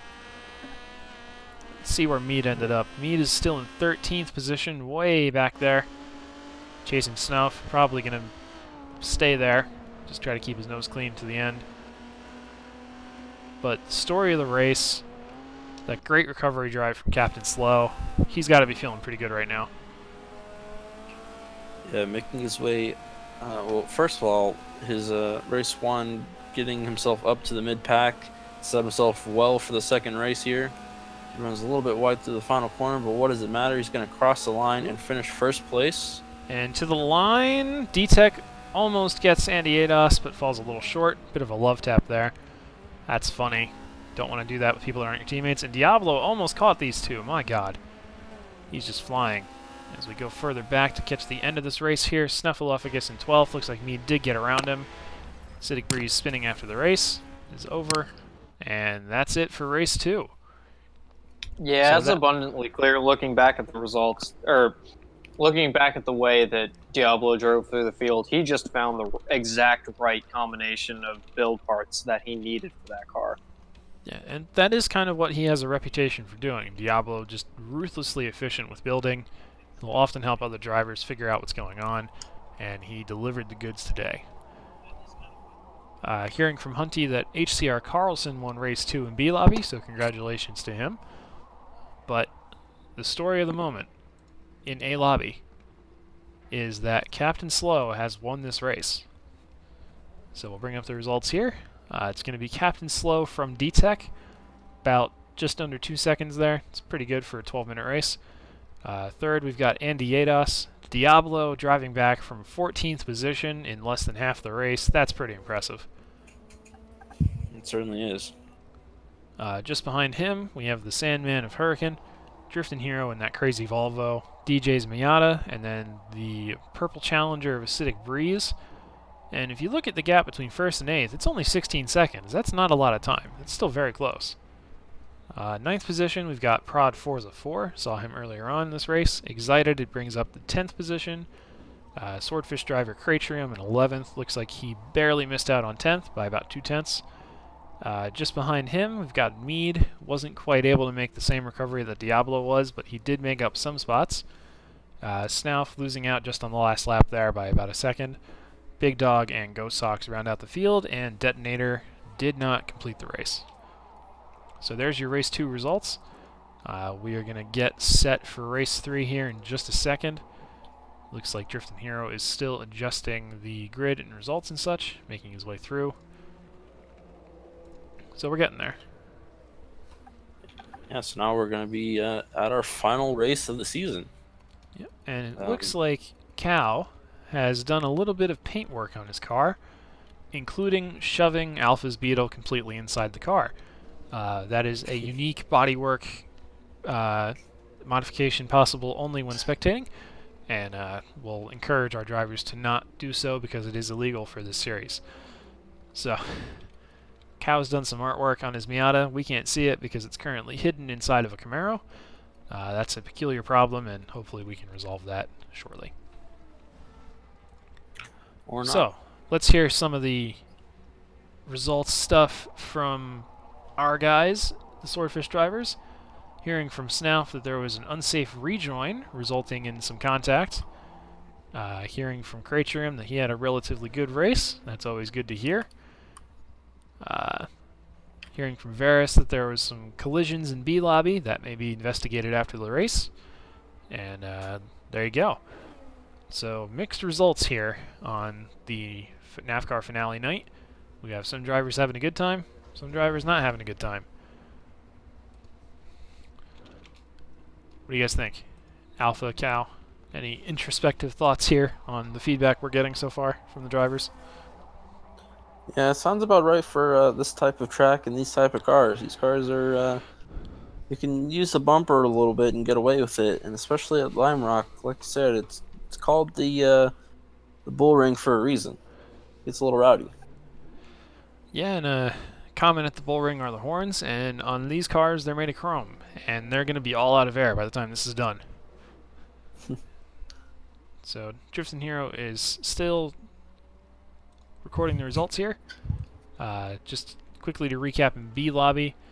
Remember, this is a reverse grid race, race 3. So he who finished last will start first. You who finished first will start last. Oh, I was muted. Whoops. Oops. Real quick, Cal, before you say your point, I just want to get this out real quick. B lobby podium, race 2 was HCR Carlson, AX4X Mikey J, and Sandmouse 88. All of those overweight cars. So there's B lobby. Starting first in this race is going to be Go Sox 2000. He'll probably be both thrilled and nervous about that. It's a bit of a new position for him for this series. Starting in the second position is going to be HCCR Big Dog, followed by Snauff, and that'll be your top 3 for the race. We'll read off the full grid once it's all sorted. And Gal, take it away. No, I was just going to say, even though they're C-Class cars, they're not exactly as easy to drive as you might think. You know, a lot of low PI cars, maybe they're a bit easier, but with the way they tune for this kind of series, they're not easy to drive. Yeah, it's definitely a unique challenge. So going into this final round, like you said, it's going to be reverse order, and that's going to make some pretty interesting racing. You're going to have the fast people out the back, and they're going to need to try to make their way up to the front as fast as they can. But with Meade having an unfortunate start to the second race, he's going to be starting up towards the pointy end of the field. So if he can get past a lot of those, I dare say, slower drivers at the start, he can put some distance on himself before people like Diablo and Captain Slow find their way up through the front. Well, it's interesting. It would seem that Snuff is a bit nervous about starting where he's going to start for this round. Snauff's in the Porsche, so that car is really, really small, which means it can also be bullied out of the way relatively easily. So that would explain his little nervousness there. Just trying to get only one car showing at a time here. Seems to be a losing battle. Like you said, 914, very small and puntable, I would say. Yeah, but it's also got that unique sneaking up on a guy type ability. Yeah. So. Very low to the ground. I saw a picture that he shared of his car at Sebring at the start, where you couldn't see the car because it was right behind. I believe it was sort of Camaro or something like that, where Camaro was just so large and the 914 was so small you couldn't see the 914. And a little bit of a humorous note. We're going racing, and I missed the grid. Hoi hoi hoi. So just for something a little different, we're going to start on board with Snuffleupagus. Just different starting position. Actually, no, I lied. We're going to start with Diablo. Reset the camera. No, I lied again. We're going to start with Acidic Breeze. There we go. Going to start in the 8th position. Grid is Go Sox, Big Dog, Snuff, Mead, Cratrium, Excited, Forza 4, Breeze, DJ, Drifting Hero, Hurricane, Diablo, and I missed the rest, but here we go. Race 3, boys! Get ready. It's going to be a good one. Definitely is the last race with a first grid. And we're off, and it looks like nobody got a good start there. Some rough loads in. Holy crap. 4 wide up the middle, and he's going to get into second position. 5 wide in the first corner. That's going to take out Go Sox 2000 off of Huracan's front bumper. And that's going to take out Excited. And that's going to take out Drifting Hero. And that's just not how you start a race, boys. That was clumsy. That's not how you start a race, but this is going to be good for a lot of the fast guys starting at the back. They made their way through that mess all nice and clean. So now they have half the field to deal with to get up to the front now. Yep, big shame for Go Sox, but it's going to help your Diablos and your Meads as they try to make their way up through the field here. So let's see, Diablo's in the 6th position. He will have gained about 5 spots already. So that's going to be fortuitous for him. Mead is in the position known as first, so that clearly worked out fantastically for Mead. Look at how his exhaust wiggles around going down the straight, though. Yeah, that Alpha is fearsome in series like this just because of the way the car is built. So, good spot on the exhaust. It would also appear he's painted it as to make it look like he's had some damage to body panels over the course of the season that had to be replaced. Oh, there's a guy way off in the side there. That looks like Acidic Breeze. No, it's Excited? Nope. It was Acidic Breeze. So he got the punt. Actually, yeah, I watched the whole thing. Acidic Breeze going into or exiting the first corner got very, very sideways, and then going to the second corner, he just went straight off as Diablo was around his outside, punting or basically pushing himself and Diablo off the track. So Diablo is now down in 14th place after a good first opening lap. So it looks like we're going to get to watch Diablo put on a clinic again with passing as he goes up to the back of HCCR Big Dog. Just going to breeze by him here on the front straight like he's not even moving. And that's kind of what we'd expect from Diablo. He just does that to people. Very good passer. Okay, well this race is flipped up on its head. The order's all over the place. We'll run it through for you real quick. We've got Mead in first, Cratrium in second. Oh, didn't mean to switch, but alright. Then we've got Captain Slow in third, Snalf in fourth, D-Tech in fifth, Forza 4-6, DJ, Andy ADOS, Excited, Huracan in 10th, Detonator, Drifting Hero, Diablo, Big Dog, Acidic Breeze, and then bringing up the rear is Go Sox, starting on the pole, but it all went wrong.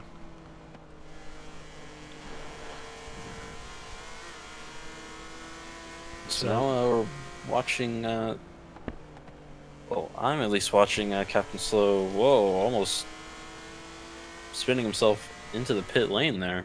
Yep, we'll get our camera back up to Captain Slow here as he's chasing down Cratrium. Now, I know I've said this already, I love Cratrium, but Captain Slow is just objectively quicker this race. Probably going to get him very shortly here for second position. Especially when Captain Slow can see the leader just not too far ahead of Cratrium as he goes a little bit wide there. Yeah. It's going to allow... Go ahead, Alpha.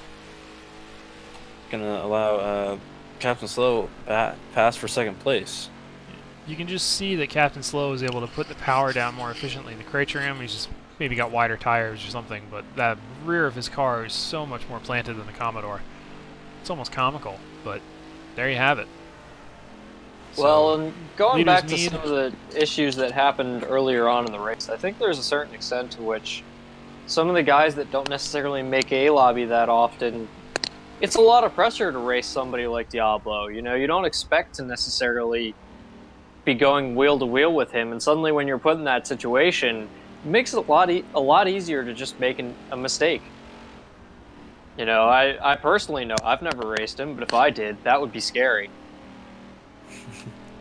Yeah, there is a certain element to that. There's a lot of pressure, but however, I don't think the guys that were quote-unquote out of their normal position were the cause of that chaos on the start. I think they just got run over. Oh, no, the start was a different story. I was more referring to the contact that got made later, but... Gotcha. Let's jump back a little bit. There looks to be a good fight going on for 11th right now between Prod Excited and Drifting Hero, and we see Diablo's taking a look at Huracan there, so we got two fights going on here. Always good to see a multitude of things happening at once. Alright, so we've got the Volvo, and we've got the Scirocco. Volvo is going to blow by the Scirocco. Junkyard Parts Power. And we've got three fast guys in a row here. Drifting Hero in 11th, Diablo 10th, Huracan 9th. No love lost between Diablo and Huracan, as you can see there by that contact.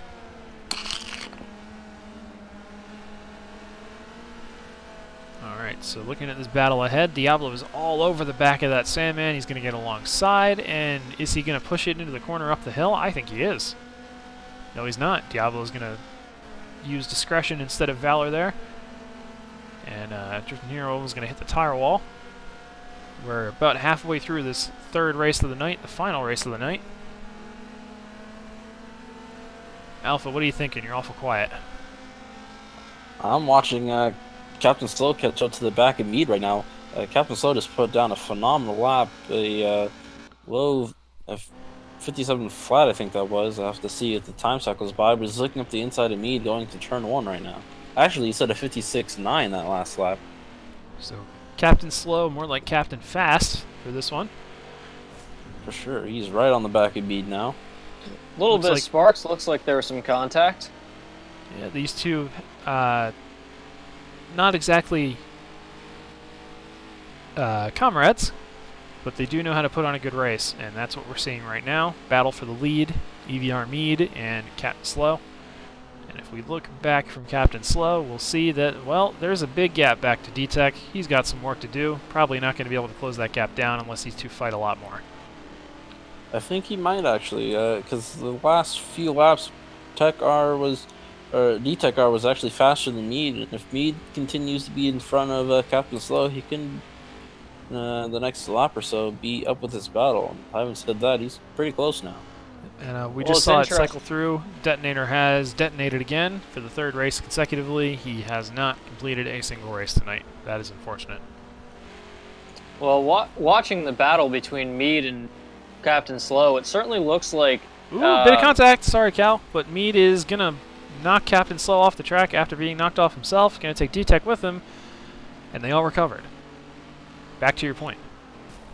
It certainly looks like Captain Slow's got a little bit more handling built into that car than Mead might. There's Cratrium.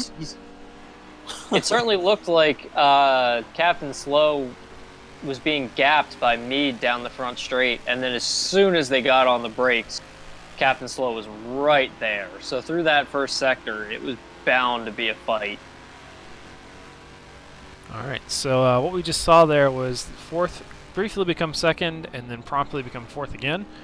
The RFM4 sponsored Swordfish Commodore getting on the podium for a second, but now we're just going to have to chase these guys down again. Looks like D-Tech also made his way around Mead through that exchange, so we got a prod 1-2 for like the 5th time this round. 3/4 of the way through the third race.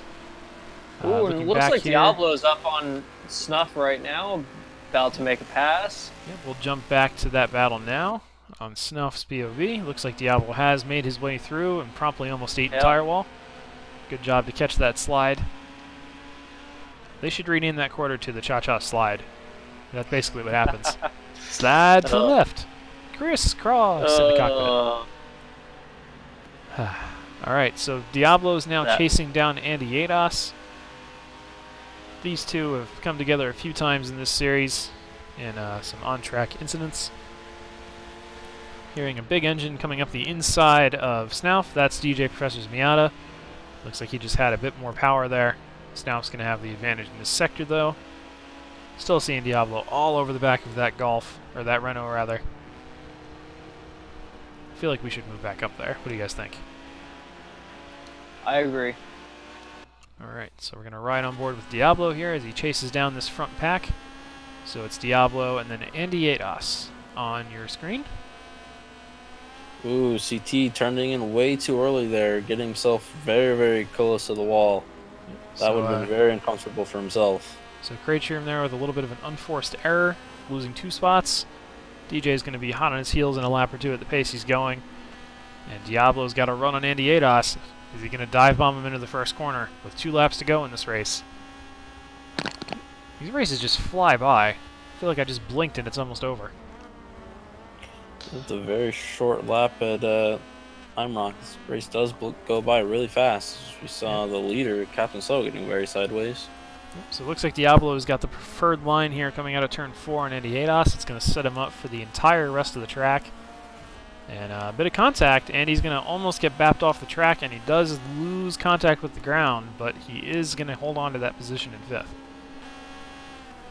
So now Diablo's chasing Mead. Yeah, it's super sketchy when you get out with your 2 tires on the grass. You know, there's sometimes you can hold it, but a lot of times that grass is just going to pull you right off the track. And we saw these two come together earlier on, and hopefully they have a clean exchange on the last lap. It looks like Captain Slow has really checked out for the race win. Preemptive congrats to him. But the story right now, Diablo, Mead, and D-Tech, the rate at which they're driving, it's going to get real close and real quick. Especially Diablo with Mead. He's looking at the rear of that Alfa Romeo for 3rd place. He's already there. Yeah, it's just a matter of whether he take advantage of just how much better that car corners. We'll see. Mead's got the preferred line right now. He's got to take his pick of line, but Diablo is going to have a ton more speed coming out here. Is that Andy Ados taking a look? He backs out of it. So right now, I'm not thinking that Diablo is going to make this pass happen, but he's going to definitely send it into the last corner. You can see the gap There's coming nothing down else now. you can do. With where he is on track right now, he's got to run. That's all he can do. Mead's going to wiggle, and Diablo is not going to have anything for him. So it's going to be Captain Slow with the race win. Well done from D-Tech, Mead, Diablo. Rounding out your top 5 is going to be Prod Andy Ados, followed by Cratrium, DJ, Huracan, Drifting Hero, Snauff, Forza 4, Excited, and we'll jump back to see Big Dog and Acidic Breeze cross the line, followed by Go Sox 2000. So Go Sox did well to hang on to the field there after a incident on the start, but the race winner for race 3 is Captain Slow. Yeah, Captain Slow, great last 2 races, winning both of them after a very unfortunate start for him. His first race, he made a pretty good comeback, and I think he'll be happy with these 2 wins. Okay, so that was a pretty eventful 3rd race there. Thank you guys for bearing with us through some of those connection issues, but what a race that was. Lots of battles up front. Absolutely worth it. We saw Captain Slow, D-Tech, Mead, Diablo, Cratrium, Andy Ados, Huracan, all up front at some point in time. Very, very competitive. Shame that there was that big crash at the start there, but what can you do? That's just going to happen sometimes. Also hearing from Hunty again that the winner of the 3rd race was Roscoe P. Cotrain. Last time out on SFM Official, we had him in the booth for a post-race interview. So congratulations to Roscoe again. So we're waiting for those final results to be put in. And we're waiting for this because it's going to give us the final points for the series. So this is pretty intense stuff here as we're waiting for that last couple of positions to get in. There's only 7 or so points between Mead and Huracan at the beginning of this round. It's going to be much tighter than that, I would think, after this is put in. So we will bring our dock to the fore here, and we'll go to the standings. So what you guys are seeing now is incomplete data. It still needs a bit of a refresh. So as soon as that is available, we will bring it to you. I don't know, I'm almost nervous for these guys. Yeah, I don't know. There's so much work involved, and then you just got to see it through to the end. Yeah, Mead, I at least can remember the final race, he did finish in front of Huracan, but during the 2nd race, Mead finished pretty far back, so I'm not sure how this point swing can go, if it will help Mead out in the end. Diablo did have some pretty solid runs, but I'm not sure if it could be enough to get past Mead and Huracan. Alright, so we are going to be able to bring those standings to you in just a few seconds now. Just waiting on a couple of small updates to occur, and then we can bring up those new pictures for you. Alright guys, I think it's just about time for us to be able to announce our provisional champion for NAFFCAR Season 1 US. And your champion is, provisionally mind you, EVR Hurricane. He managed to get a 1784 point haul over Mead's 1774. So that's just 10 positions over 15 races. That's less than 1 spot per race. Really, really close between these two. Diablo takes the underpowered crown with 1767. So only a 17-point gap between Diablo and Hurricane. But this could all change over the next day or two due to the steward's inquiry process. We may see some penalties given out. There were some crashes that we saw on stream, and there were definitely some more incidences of coming together that we didn't see but saw on the map. So this is all provisional. So just giving it a read through, your provisional top 10 in order: EVR Hurricane, EVR Mead, F4H Diablo, Acidic Breeze, Prod Kobe, who did not participate this round, Prod Detonator, Prod D-Tech, Driftin' Hero, rising up some spots since he did not participate in round 3, HCCR Big Dog taking the 9th spot, really good for him. And then in the 10th position is Roscoe Pico Train in the Plymouth Fury. So that's your provisional results. We're still waiting on the final results, but it's probably not going to be too different than what you're seeing now. And any closing thoughts from my fellow commentators, Alpha and Cow? Yeah, just like to say that race was a pretty good ending for the series. Nice and competitive, some bumps and banging, but overall it was pretty clean and good battling. Yep. And Cal, your thoughts to sign off for the season? Yeah, I wish I'd commentated for the entire season. This was some great stuff. That pretty much sums it up. Alright, so with that, I am SFM Darkster here for SFM Official, bringing you the TORA NAFFCAR US finale from Lime Rock. Thank you all for tuning in. Co-commentators this evening were SFM Cowmaster and Alpha Lead 15, and we will see you at a future event. Have a good night, guys.